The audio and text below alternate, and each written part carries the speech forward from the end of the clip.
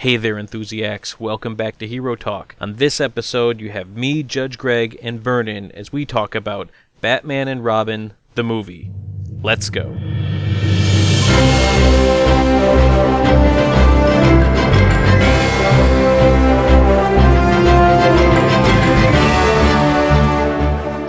Tonight, we are talking about, depending on who you ask, either the worst or the best Batman movie of all time. It is a funny movie. It has a little something for everybody. The people who just want to completely dismiss it, I think maybe are taking Batman movies a bit too seriously. Because if you look at it for what was presented instead of what they tried to present, this is actually a very entertaining movie. We'll get into that. Okay. So, let's jump right in. We are talking about 1997's Batman and Robin, directed by Joel Schumacher, starring, top billing on this one, Arnold Schwarzenegger as Mr. Freeze. Got George Clooney, Chris O'Donnell reprising his role, and then introducing Uma Thurman and Alicia Silverstone. Okay. So, let's talk about the cast, because this is, the Batman movie had some rotating cast. So let's just first talk about the castings before we get into the story. What did you think of Schwarzenegger as Mr. Freeze? Looking at it for what he was in this movie, fine. He was fine. Mm-hmm. Yes, there were a lot of puns. There were a lot of puns.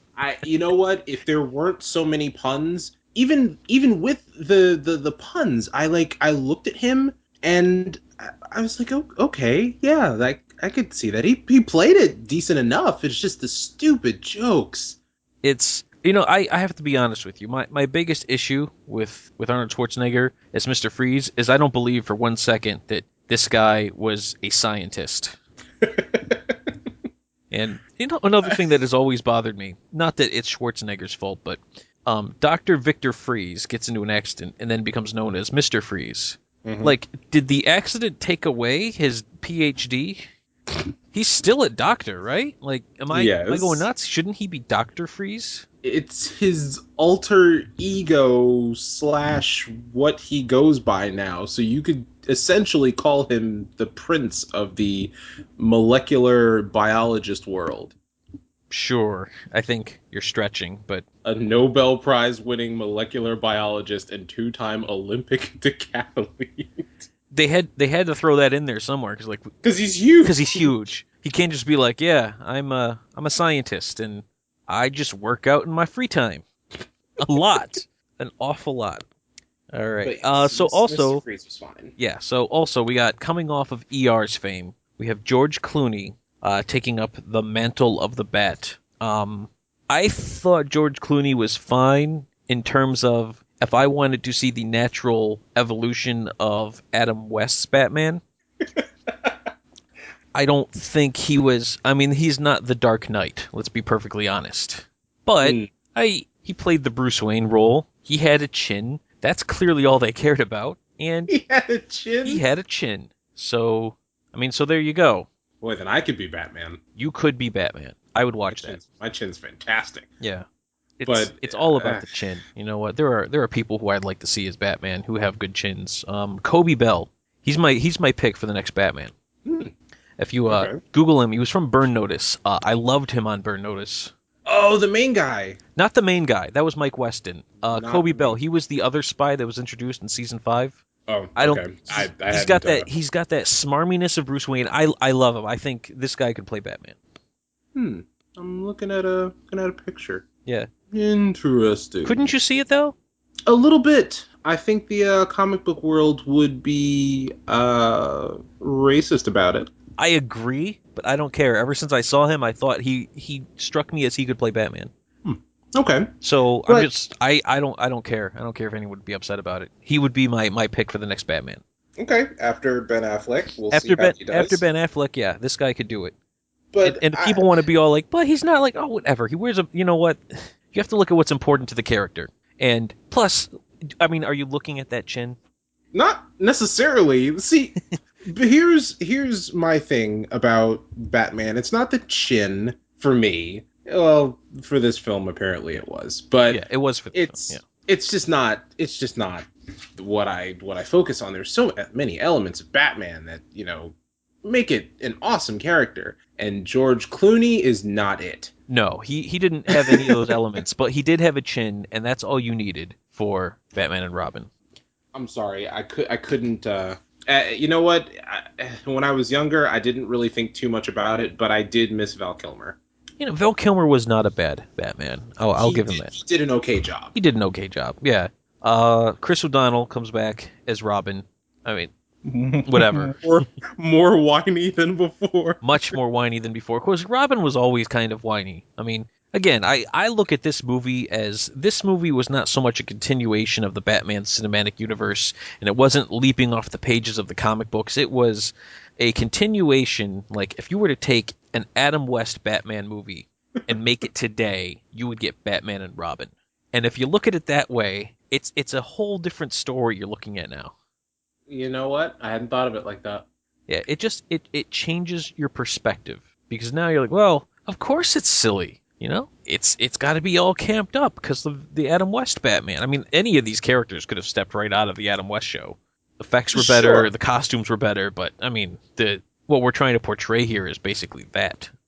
Yeah, well, in what we're missing is the bamf and the pow Right. and the I would oof love to see a cut of this movie with that just added in. and the Because Batman it would theme fit played right in behind with each like fight. the bat skates and whatnot, but let's not get too far ahead of ourselves. Okay. So we All were right, so talking let's about just Chris O'Donnell. yeah. So Chris O'Donnell, not a whole lot there. Uma Thurman as Poison Ivy. Now she was a huge name then.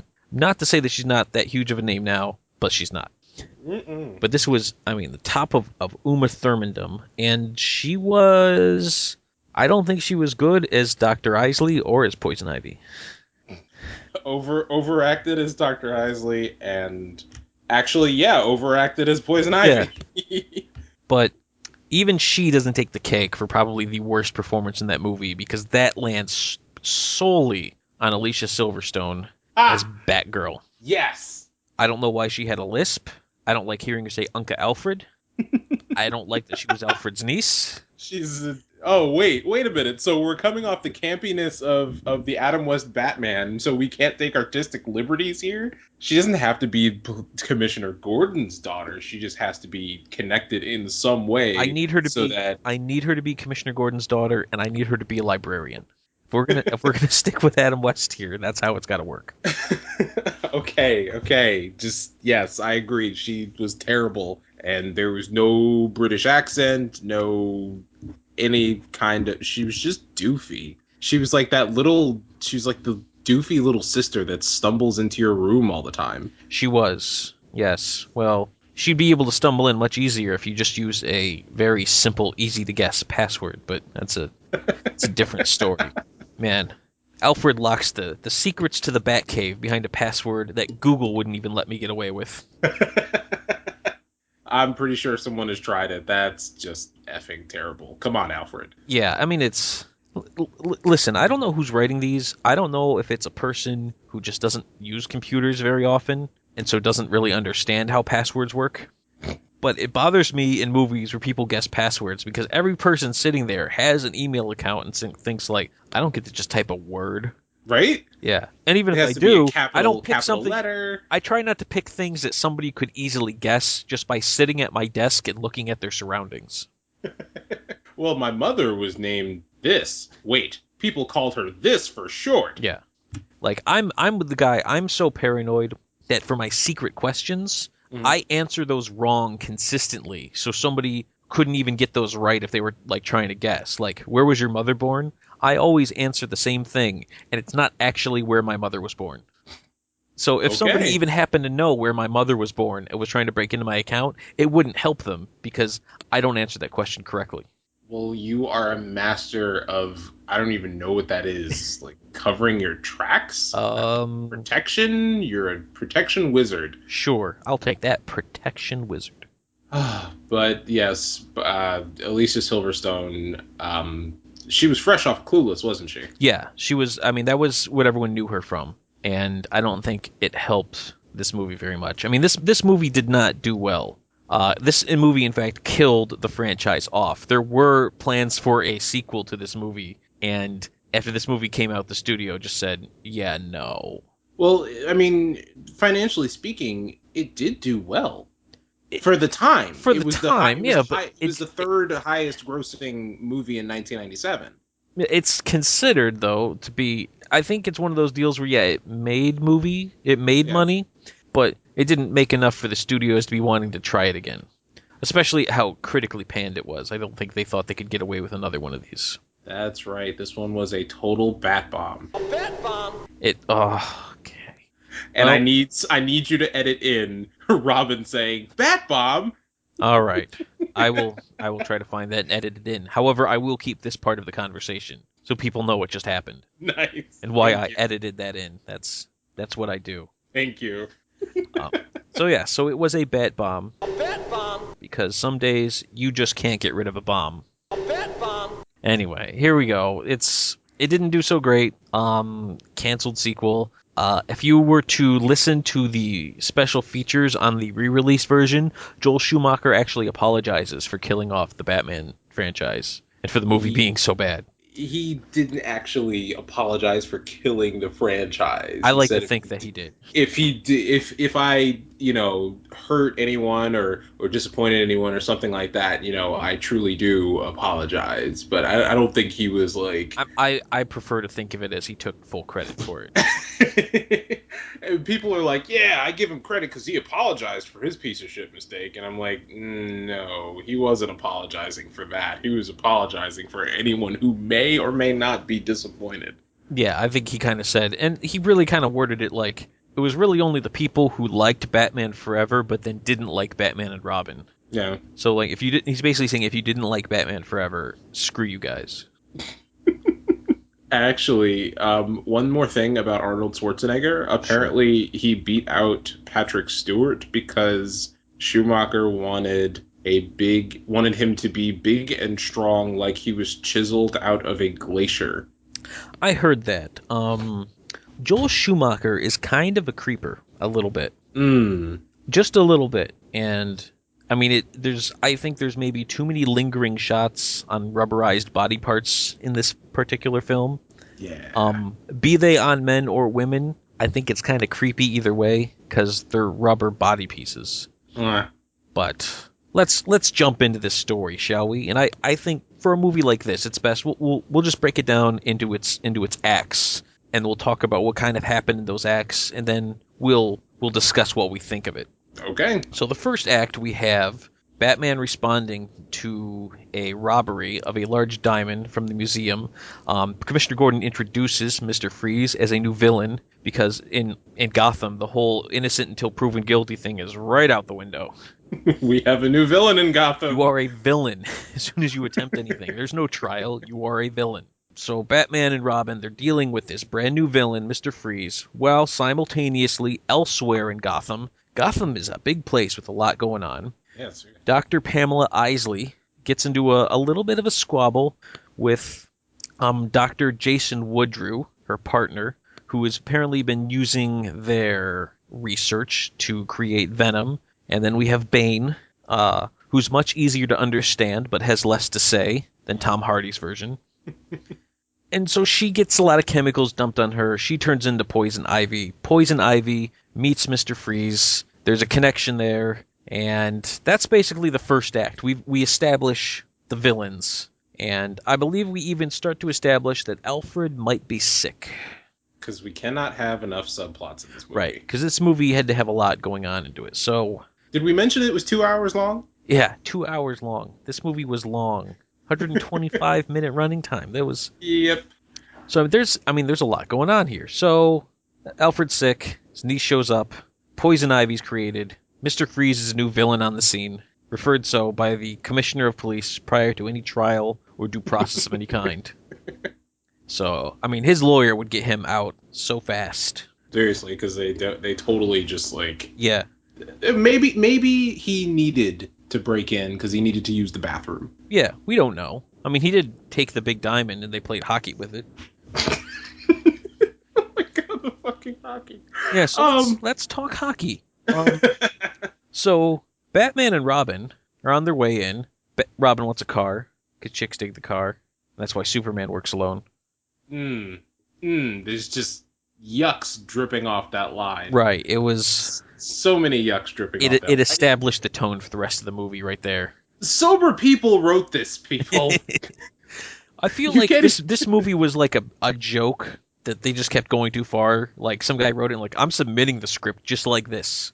And then like it got accepted and they started filming and somebody must have said to the writer like you got to tell them this was a joke. You gotta give them the real script. Like they're filming right now. They've made costumes for this. He's like I can't. I'm gonna lose my job. They already paid me. Well, at that point, if they already paid you, just Yeah. walk out. But So I'm sorry, I derailed the plot conversation. I yeah. just So let's talk hockey. Batman and uh, Robin didn't know they were getting into an ice fight with anybody. They didn't even know who it was. Which means until they were they leaving showed the up cave. with skates in their boots. Just in case, I suppose. That was their standard going out to fight crime gear. This was their like first time encountering Mr. Freeze, but apparently they've had it happen before, where they've come across some type of ice villain, They or must have, or I don't know. I mean, didn't they fairly well establish it is summertime in Gotham right now? I think so. Yeah, So why would they have ice skates? What I possible I don't situation know. are they afraid like somebody is going to break into the Gotham NHL team's arena?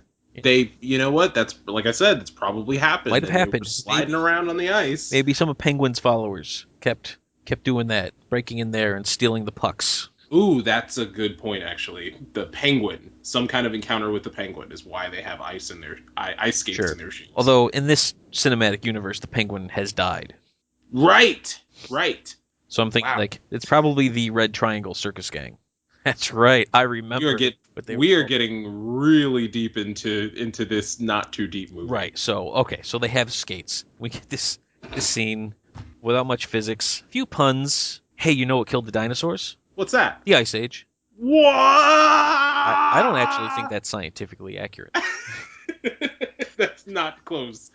Yeah, I don't. The I ice don't. age happened after I the think dinosaurs died, correct? maybe he did not have a PhD in his history like he thought he did. Yeah. No. So anyway, Mr. Freeze is stealing diamonds to power his suit because it's a laser suit and the diamonds. I don't know. It doesn't make. There's no scientific reason behind that. But if you're going to get caught up every time that happens, you need to be watching a different movie.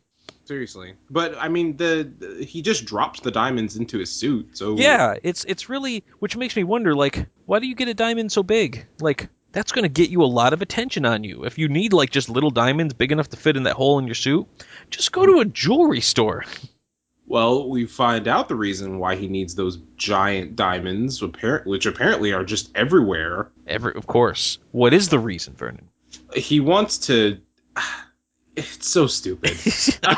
I want to see. I want to hear you explain this and try to make it sound like it's a legitimate reason.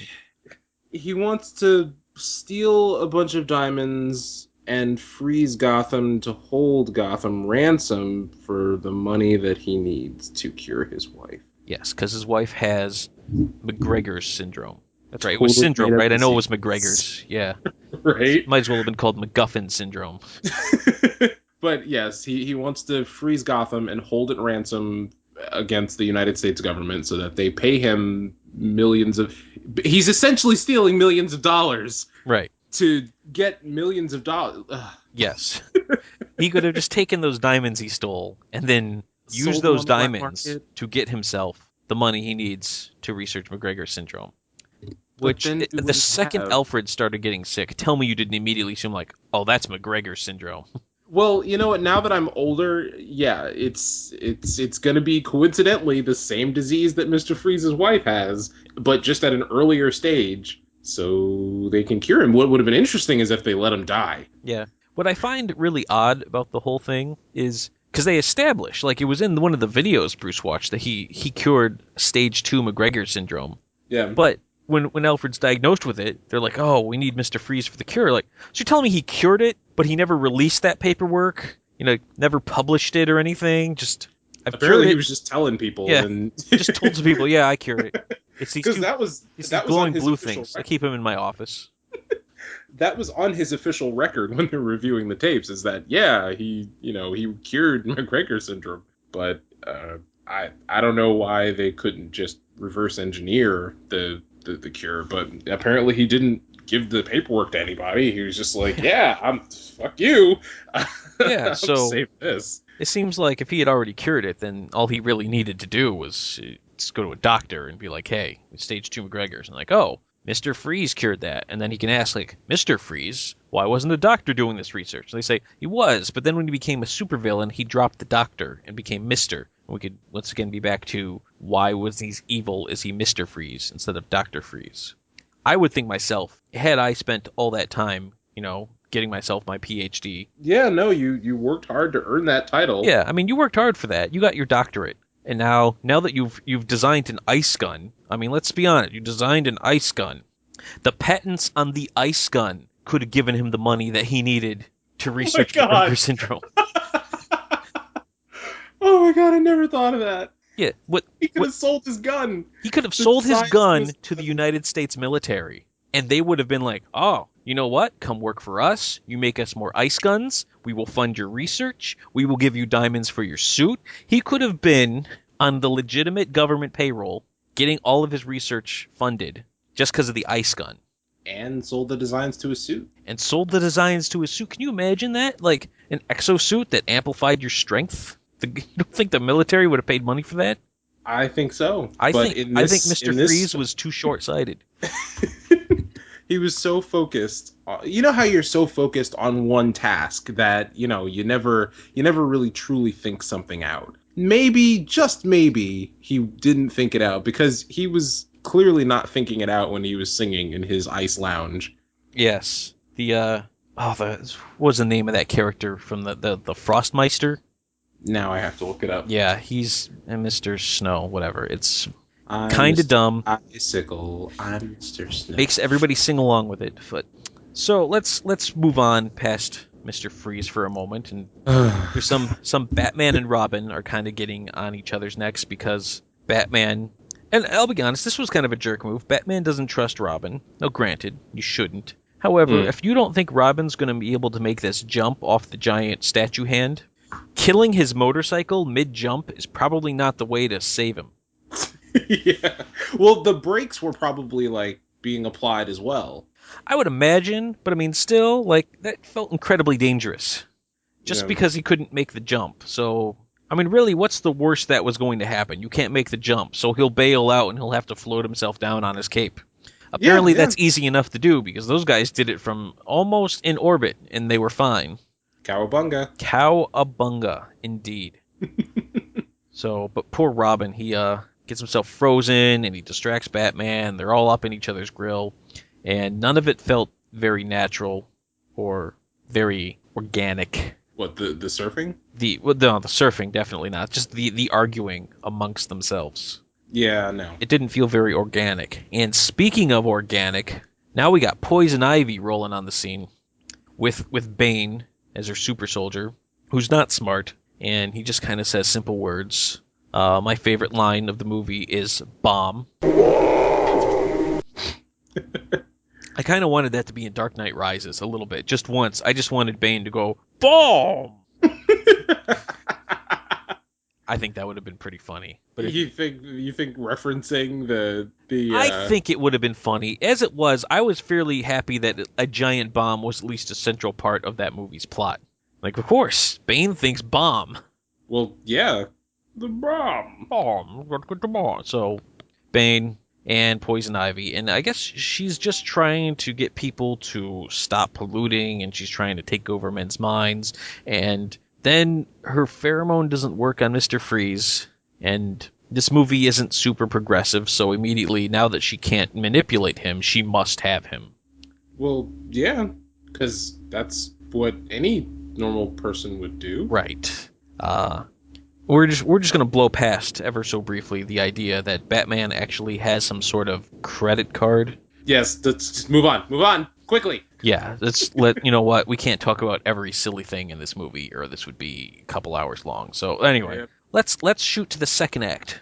We have Barbara Wilson, not Barbara Gordon, Alfred Pennyworth's niece, who's come and she's earning money to try to buy his freedom from the Waynes because he's sick. They didn't know, and she's staying with him. And for whatever reason, and I don't 100% understand this, she has decided she's going to earn money by underground bike racing, but she has to keep doing it while she's in Gotham because she didn't get enough money before she came to Gotham to buy out Alfred from the Waynes. Is that what she was trying to do? I thought she was trying to buy him medicine. I thought she was trying to like make enough money so he could retire. Hmm. Even though, I mean, I don't know what Alfred makes. I don't get to see his W-2s, but I imagine he could probably retire just about whenever he feels like.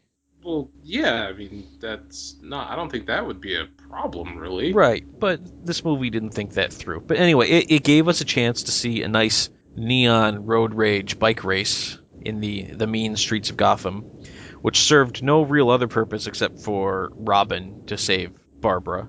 Yeah. I, It was an entirely pointless scene. for I mean, the fact that like I said, I always thought that she was like, racing to like pay for his treatments or just to be a rebel. Like I didn't realize that she was trying to buy him from Bruce Wayne. Yeah, it was a little rough to take, but I mean, let's see what else is going on in this movie. Okay. In the meantime, Poison Ivy has decided to break Mr. Freeze out of Arkham. So she visits him under the pretense of being his sister. Apparently, nobody thought to, check any of that. Everyone was okay with it. Everyone was perfectly okay with it. So she's able to get in. She takes out Jesse the Body Ventura because he was one of the guards. Just in case people, you didn't know that? Nope. Yeah, Jesse the Body Ventura was one of the Arkham guards. Okay. So there you go. Former governor of Minnesota. That's wow, never mind. So But yeah, just coming into the prison as it's his sister. Bane is with her with a hat and an overcoat because, as we discussed in Ninja Turtles, that's all you need. Of course. And then doesn't really have an escape plan. After she like locks the door and like gets him his suit, then it's like, all right, now what? It's the guards are at the door, which I guess she didn't think was going to happen. Yeah. Given this movie's continuity, I could understand how she thought she could just walk right on out of there and there'd be no issues. Yeah, because she walked in just fine. Yeah, like I just walked right on in. So she was surprised by the sudden onset of credibility.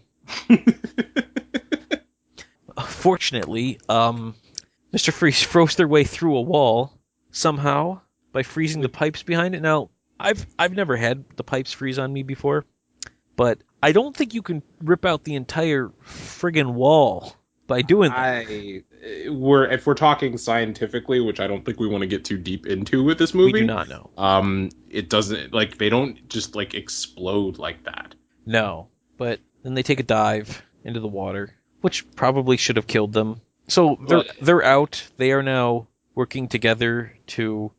I don't necessarily understand what they plan to do. Like, she wants him to freeze to kill all the men off the earth. She understands that the freezing will kill the plants too, right? I don't think they thought that far ahead because, well, actually, she knows that. She knows that it'll kill everything, but she wants what comes after, which is for the snow to melt and for, all of her venom spliced plants to grow.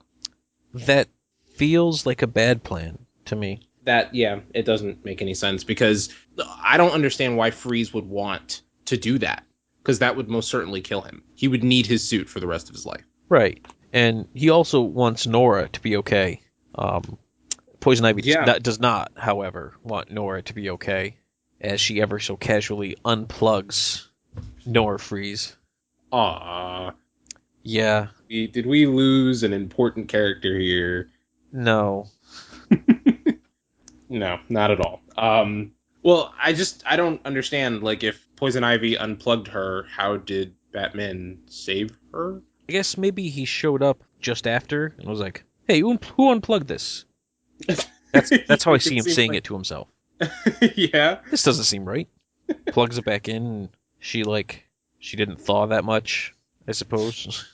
I don't know, but I'm trying not to think about the science of it. Right?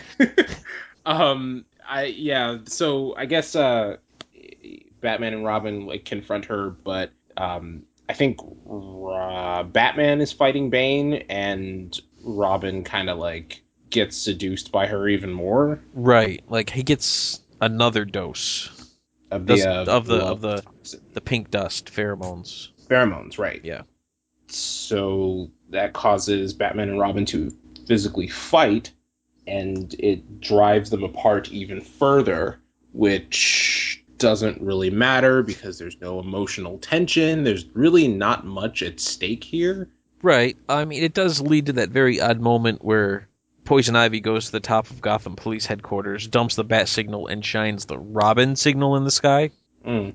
And then Batman gets suited up, and Robin's like, "Hey, that's not the bat signal." Like, doesn't the idea that there is suddenly a Robin signal now indicate to you there's probably an issue I at least want to check into? There's something strange going on. Yeah, like we've in the past we've seen when people start screwing with the bat signal, it tends to be something that needs my attention. Yeah. But nope, nope. No, Yeah. yeah, of course not. But There's nothing logical going on here. right. But So I they guess do eventually decide to themselves though that they have to work together. yeah, nobody gets Ivy. I don't understand why anybody would want Ivy. Yeah, But at any rate, so they can we get to the rubber lips? we can get to the rubber lips. So uh, Poison Ivy tries the poison kiss on Robin, and it doesn't work. Vernon, why doesn't it work? because he's wearing rubber lips. Obviously. The height of slapstick. Oh my goodness. Rubber lip. Like, I understand that you wanted to have the rubber lips just in case, but if you weren't under her spell, why go through the ruse? I mean, I'm getting under the impression they're doing it to, like, try to get a recording of her. Yeah, But we've already established there's no real due process. well, I don't even know why they went through the charade. If they were just gonna if they were just gonna try to stop her anyway. Yeah, I mean, it seemed like the only thing that really useful came out of that was getting her to admit that she tried to kill Nora Freeze. Yeah. Which it's not like Batman and Robin knew that. They might have Didn't they? they might have deduced it because they're like, well, Mr. Freeze probably didn't unplug her. But Batman was there to save her and ship her to a Wayne facility. Yeah, you know what? I'm getting a headache. Because that's what he tells Mr. Freeze Yeah. later, is that she's alive and safe. We saved her. And she's at, Wayne whatever. Yeah, you know what? That was probably just a lie. I prefer to think of it that way now. I think that's just a lie. Wow, She's Batman's dead. a dick. Yeah, but fortunately for Batman and Robin, though, they didn't have to do this one alone because, well, this has all been going on. Barbara guesses the password to Alfred's, like, super secret, here's what I've been doing on the side computer to say all the secrets about Batman and Robin. And the password is Peg. Yeah.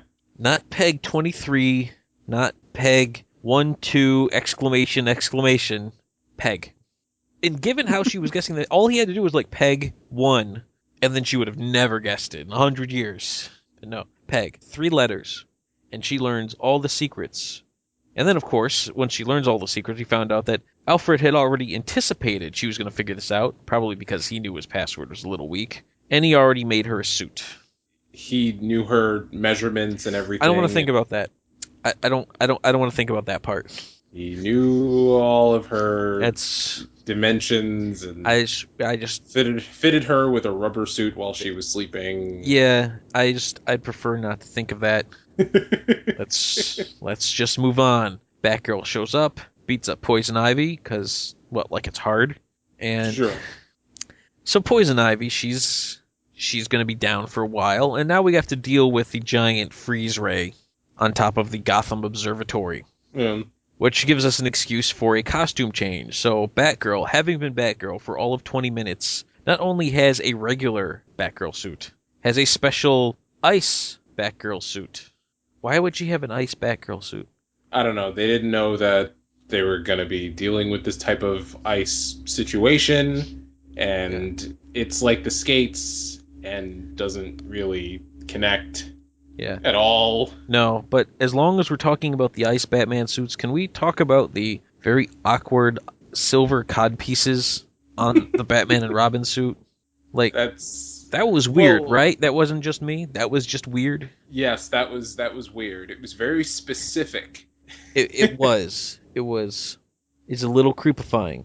Very specific to a point where it just doesn't make any sense to have that. It doesn't serve any purpose. No. But you know what? Whatever. Hmm. Whatever. Whatever. We get to the observatory. There's a fight. Bane's there. He's planting bombs. There's a there's a point where Bane confronts Robin and Batgirl. They exploit his extremely easily exploitable weakness, which is the plug in the back of his head. Feels like they should have figured that one out sooner than they did. So they finally now when they go to finally stop Mr. Freeze, doesn't it basically turn into Batman just kicks him really hard? Yeah, And he's yeah, like, kicks him really hard. "Well, Puts a I'm little beat." puts a little like warming device on his suit that I guess that disables it. Yeah, and then just Um, kicks him. and then just kicks him really hard. Right. But they had those warming devices already. Like they had those at the beginning of the movie. Yeah. It really feels like Mr. Freeze is the big non-threat here. Like not only was he caught once, he's caught like he's basically goes down like a punk. The only issue is now we have to worry about thawing out the part of Gotham that he froze. And we do that by redirecting sunlight via satellites and oh my gosh. It's not how that works. Science. No. Not science. But it's morning in the Congo. If we reroute that, No, that just stop. sunlight. Just stop. Just stop.